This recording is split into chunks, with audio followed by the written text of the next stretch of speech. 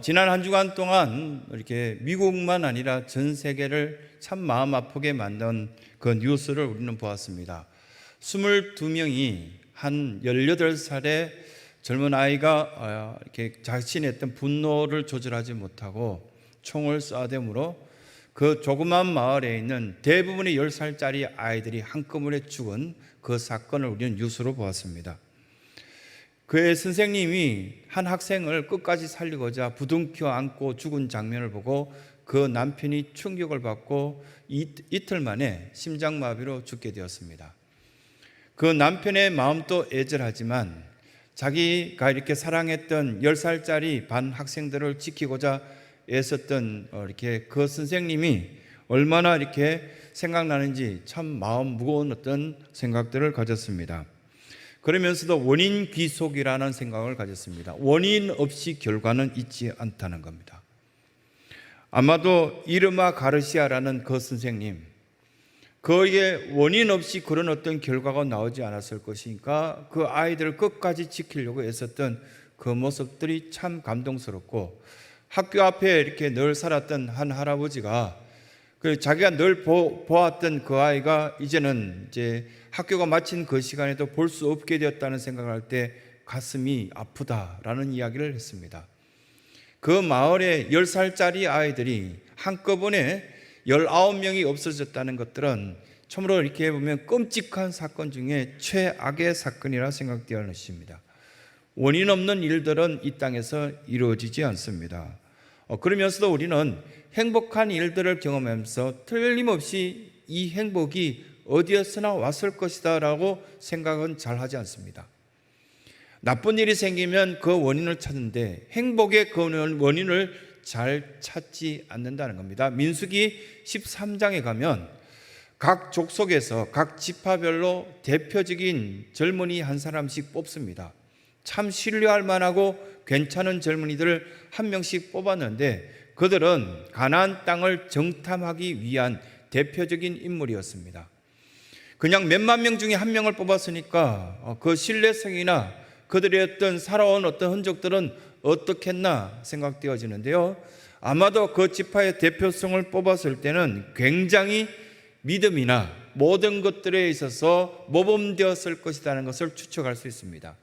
근데 12명이 보고 와서 여호수아와 갈렙 이외에는 10명이 말하는 것들은 굉장히 비참한 이야기를 전달합니다. 민수기 13장에 쭉 이야기하는 내용들을 들어보면 우리의 마음을 굉장히 짓누르고 아프게 만듭니다. 반면에 본 것은 말하지 않고 믿음대로 고백하는 여호수아와 갈렙이 있습니다. 우리는 오늘 성찬식으로 통하여서 우리가 지금 보고 듣고 그렇다는 생활하는 것들, 그거 모든 것들을 생각한다면 우리는 이 성찬식을 온전하게 진행할 수 없을 겁니다. 지금도 마스크를 끼고 성찬식에 참여할 수밖에 없을 만큼 참 어렵습니다. 그러나 우리는 소망의 고백들을 하며 예수 그리스도의 그 보혈이 내 몸속에 흐를 때 나는 진정한 소망이 있다는 고백을 하고자 이 자리에 우리 모두는 모였던 것을 우리는 알게 됩니다. 그래서 12명 가운데 10명은 굉장히 부정적인 이야기 했다는 그 이야기를 이렇게 보면 굉장히 부각해서 우리는 생각했는데 오늘 우리는 이 말씀을 나누면서 여호수아와 갈렙 같은 나의 마음, 하나님께서 나에게 기대하시는 그 모든 것은 믿음이 없던 시대에서 믿음이 있는 이 시대에 여호수아와 갈렙 같은 고백을 기대하고 있기 때문에 나는 그 고백하기를 원합니다. 성찬을 받아들 때 나는 그 고백의 사람 되길 소원한다는 그 말씀을 직접 우리에게 해주고 있다는 사실을 보게 됩니다. 그래서 첫 번째, 이런 믿음의 사람으로 변화되기 위해서 믿음의 사람답게 고백하기 위해서 무엇이 필요한가? 그 볼 때 믿음은 인정하는 것에 있구나라는 것을 깨닫게 됩니다. 우리가 읽었던 2절 말씀에 보면 이렇게 말씀합니다. 이스라엘 자손이 다 모세와 아론을 원망합니다. 모든 사람들을 인정하지 않습니다. 나는 저 모세도 인정하지 않겠다, 아론도 인정하지 않겠다, 지금 대통령도 인정하지 않겠다, 국회의원도 인정하지 않겠다, 우리 앞에 있는 모든 리더들은 내가 볼 때 그만하네, 나랑 비슷하네, 이렇게 해서 인정하지 못하겠다, 그런 이야기가 지금 전개되고 있습니다. 그래서 온 회중에게 그들에게 이르되 우리가 애굽 땅에서 죽었거나 이 광야에서 죽었으면 좋았을 것을. 왜 우리를 이끌고 왔냐? 이렇게 이야기를 합니다. 온 회중이 그렇게 이야기합니다. 그랬을 때 누구 때문인가 라는 것을 찾게 되면 인정하기 어렵습니다. 그런데 올바른 신앙을 가진 사람들은 내 사랑하는 아버지를, 엄마를 아무리 보면은 우리 엄마가 이웃집 아줌마처럼 화려한 옷을 입고 있지 않다 할지라도 나의 엄마니까 나는 인정하겠다. 내가 믿는 하나님은 최고의 하나님이고 전능하신 하나님이기 때문에 나는 그 하나님을 인정하며 살겠다. 이것이 믿음 있는 자세라는 겁니다. 건물이 좀 노후되고 여러 가지 어떤 것들이 부족하다 할지라도 우리 교회가 나에게 주어졌으니까 나는 이 교회 속에서 복되게 살겠다. 이거 인정하는 자세거든요. 인정하지 못하면 어떻게 될까요? 반드시 정탐꾼 10명처럼 그런 이야기를 합니다. 돌아가는 것이 훨씬 더 나을 텐데 왜 이렇게 끝까지 가자고 고집부린지 모르겠다. 그리고 모세와 아론에게 비아냥거리는 이야기가 2절에 전개되는 것을 보게 됩니다. 우리는 오늘 성찬을 받아들 때 우리는 인정하게 될 것입니다. 하나님을 나의 구원자이신 것을, 그리고 또 나 자신은 죄인인 것을 나는 인정하게 될 것이고, 또 예수 그리스도의 그 구원이 나에게 필요합니다. 이 인정하는 것이 바로 이 현장이 되어야 된다는 사실을 말씀 가운데 교훈합니다. 두 번째는 이렇게 말씀합니다. 믿음이 있는 자는 원망하지 않는다. 여러분, 가까이 있는 사람이, 자식이, 남편이, 아내가, 또 같이 사업하시는 분들이 주변에 어떤 사람이 좋던가요? 원망하지 않는 사람이 참 좋습니다. 이왕이면 잘 된다, 해봅시다, 조금 어렵다 할지라도 해내는 것이 안 좋겠습니까? 그렇게 고백하는 것이 훨씬 좋지 않습니까? 3절에 이렇게 말씀합니다. 어찌하여 여호와가 우리를 그 땅으로 인도하여 칼에 쓰러지게 하려 하는가? 우리 처자가 사로잡히리니 애굽으로 돌아가는 것이 낫지 아니하냐. 이런 고백들은 듣지 않는 것이 좋겠고요, 말하지 않는 것이 훨씬 좋습니다. 믿음 있는 사람들은 이런 고백하지 않습니다. 이 사건을 통해서 역사적인 사건이었다는 것을 계속적으로 증명합니다. 또 상징성을 갖고 이 사건을 이야기해 줍니다. 또 이 사건을 통해서 계시적인 어떤 이야기를 우리에게 해줍니다. 별것 아닌 것처럼 우리 눈앞에 보이지만 하나님께서 이 말씀을 열어 보여주시면서 너는 어떻게 고백하고 있냐?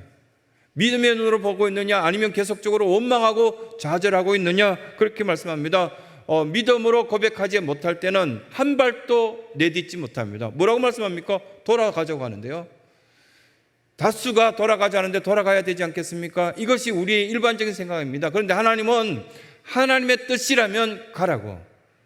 100명이 모였는데 99명이 반대하더라도 하나님의 뜻이면 가라고. 내가 주일을 성수하고 성찬을 받아들고 예수 그리스도의 그 보혈 속으로 들어가서 예수 그리스도와 한 해 되어 나갈 때도 예수님의 정신과 예수님의 뜻이라면 순교의 각오를 하고 가야 되는 거 맞지 않냐? 그 말씀하시는 겁니다. 왜 원망하느냐 하면 내가 생각할 때는 여러 사람이 그렇게 이야기하는데 왜 저렇게 고집스러울까? 이게 원망 아닙니까? 인정 못하겠다는 것하고 또 그 원망 속에서는 무엇이 뚜렷이 담겨 있냐면 책임성입니다. 난 책임 안 지겠다.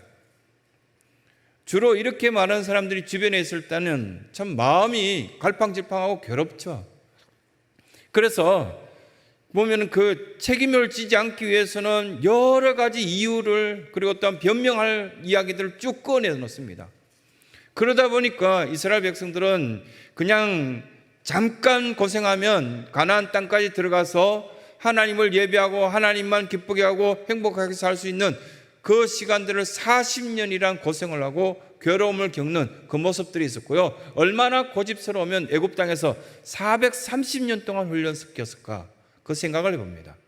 그런데 만만치 않습니다. 저나 여러분들이나 오늘 예수 그리스도의 몸을 받아들고 예수 그리스도의 보혈의 잔을 우리가 참여하게 되지만 예수님과 일치된 생각을 우리는 갖게 될 것인가, 아니면 계속적으로 원망의 자리에 머물러 있을 것인가. 두 번째, 우리에게 물으시면서 믿음 있는 자라면 원망하지 않는다라는 말씀을 우리에게 두 번째 교훈하십니다. 세 번째, 믿음은 소망을 반드시 가지게 합니다. 이 말씀들을 보면은 5절부터 확 달라지는 그런 내용들을 이야기하거든요. 2절, 3절, 4절에는 비관적이고 비판적이고 원망하는 이야기가 끊임없이 반복되어 나오다가 5절부터 모세와 아론이 어떻게 했는지 그 태도를 5절에 이야기합니다. 모든 사람들이 보는 앞에서도 하나님 앞에서 엎드립니다. 이 태도는 우리를 소망을 갖게끔 만들어줍니다.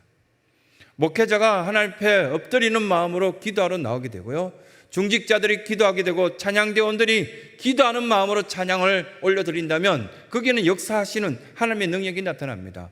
모세와 아론은 온 회중 앞에서 엎드렸다. 그러고 난 뒤에 또 온 회중 앞에서 7절에 온 회중에게 말하여 이르되 내가 여호수아와 갈렙의 보고를 들었는데 그 땅은 우리에게 주실 것이다 하는데 너무 아름답다고, 그냥 아름다운 것이 아니라 심히 아름답다고, 하나님 나라는 우리가 언어로 표현할 수 없을 만큼 심히 아름답고 이곳에 없는 모든 것들이, 그리고 괴로움과 아픔이 사라지는 그 땅이 하나님 나라라고, 그렇게 지금 모세와 이게 아론을 이야기하고 있는 거 아닙니까? 온 회중이라는 이야기를 5절에서 7절에서 반복하다가, 그리고 8절에서 9절을 뭐라고 말씀하시냐면 여호와께서 기뻐하시면 그 땅 우리 거라고. 그리고 9절에 들어가면 여호와를 거역하지만 않으면 우리는 이 백성들을 두려워할 필요도 없는 그런 아주 강력한 믿음의 사람이 될 것이다. 결국은 5절, 7절, 8절, 9절로 통해서 믿음은 이런 반드시 소망이 있습니다라는 어떤 선포를 모세와 그의 아론과 여호수아와 갈렙, 결국은 우리가 표현할 수 있는 대로 표현한다면 믿음은 소망이 있구나, 믿음을 가지게 되면 내가 받은 이 예수 그리스도의 몸과 이 보혈로 통해서 내 자신이 변화되고 여러 사람들에게 기쁨이 되는구나 라는 말씀을 우리에게 하시는 것입니다. 5월 19일자에 우리가 말씀 묵상집 거기에 보면은 솔맨이라는 사람이 등장합니다. 5월 19일자 지난달에 5월 달에 우리 말씀 묵상집을 계속 읽어 나가시면 묵상하신 분들은 그것을 발견했을 겁니다. 솔맨이라는 사람이 아주 젊은 나이에 보면은 결핵이 걸려서 죽을 것 같이 괴롭습니다. 근데 그의 아내가 병원에 가보자 해서 같이 갔는데 그게 그 결핵보다는 더 심각한 임파선의 문제가 있다. 지금 우리 아마 이렇게 온라인으로 예배드리신 중환자실에서 보는 권사님이나 사랑하는 성도의 임파선의 문제 심각하죠. 그런데 저는 이것을 보고 하나님께서 그 성도에게도 하나님 역사해 주실 것이다, 그런 확신이 생기더라고요. 9시 예배를 마치고 가는 몇 년 전에 뇌 임파선에 문제가 생겼던 사랑하는 그 우리 집사님에게도 당신이 그렇게 경험하였던 것처럼 모세도 그런 어떤 아픔의 여러 가지를 경험한 것 같습니다. 잠시 9시 예배를 마치고 그 나눔을 가졌거든요. 이 솔맨이라는 사람은 그 3개월밖에 살지 못한다는 사형 선고를 듣고 굉장히 낙심해야 할 때 아내가 뭐라고 이야기하냐면, 여보 3개월이나 남아서 3개월 동안 우리 둘이가 천국처럼 지내면 안 되냐고. 당신 그림 잘 그리니까 멋지게 그림 그리고 난 당신을 축복하면서 생활할 테니까 우리 3개월 동안 고민하지 말고 천국처럼 지내자. 그 책자를 보고 이렇게 보면은 30대 초반 같다라는 생각이 드는데, 근데 그 아내의 뱃속에는 아기가 있었는데요. 이제 남편으로서 곧 죽게 될 텐데 저 아기는 어떡하지? 아빠 없이 태어나서 어떡하지? 이렇게 생각하는데요. 그가 몇 살까지 살았다고 그 책자에 이야기합니까? 76세 때까지 살았습니다. 솔맨이 그린 그림이 보면 우리 성도들 가정에다 보면 예수 그리스도의 초상화처럼 이렇게 머리 대신 그리스도라는 제목으로 그림을 그렸는데 예수님의 그 모습들을 이렇게 그려놓았습니다. 그것이 누군가가 너무 좋은 그림 같다, 한 장 나에게 팔 수 없느냐, 이게 몇 장 팔렸냐면 500만 장 팔렸다고요. 그 책에 그렇게 기록되어 있습니다. 그러고 난 뒤에 그는 천국 같은 생활을 76세까지 했다고요. 이것이 하나님의 뜻이고 하나님의 방법이라고. 믿음이 없을 때에 좌절했지만 믿음을 갖게 되었을 때는 그 예수 그리스도의 몸이, 예수 그리스도의 보혈의 잔이 나에게는 엄청난 기적의 역사를 보여주었다. 그 말씀을 우리에게 하시는 겁니다.